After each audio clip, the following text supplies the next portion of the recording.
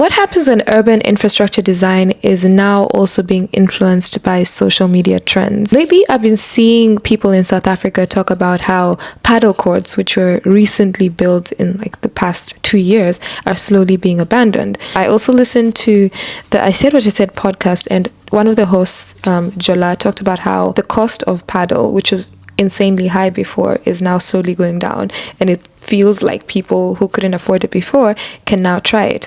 Once again, this is probably a sign that people are abandoning padel. It had me thinking about how we're in an era where people's personal interests and hobbies and taste is increasingly being shaped by social media trends.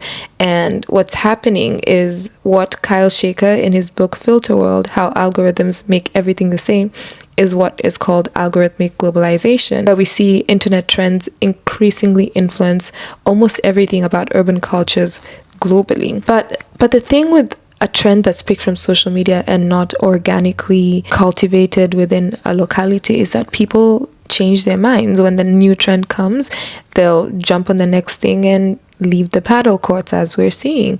And we've seen these trends come and go. We're seeing run clubs, matcha, ice plunges, people setting up ice plunge stations, and then in a few months people are over that craze. So is it really wise for investors to be putting money in physical infrastructure, especially when it's based on fleeting social media trends? So I have to admit, at first when I read Filter World, I was not 100% aligned with the idea that algorithms are flattening culture completely, because in my head I was like, what's wrong with people participating in a global trend and feeling like they belong to a bigger thing than the locality that they're from?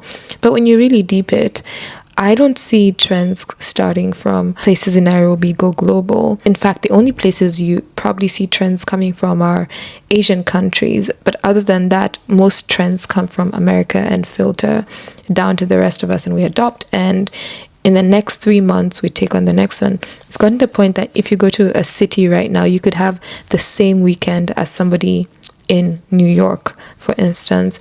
And so what happens when there is no mutual exchange of cultures? Because we thought globalization would be mutual. We didn't just think would be imbibing Western culture. We thought would be influencing. But beyond TikTok dances and music, what else are we influencing? Are we seeing changes in urban infrastructure because of something that started out in Nairobi, for instance? Of course, people have always copied each other, but I think the internet, faster shipping, better manufacturing, faster manufacturing has really made this consumption like super sped up. And I just wonder, will we ever have organic uniqueness again? Let me know what you think in the comments below.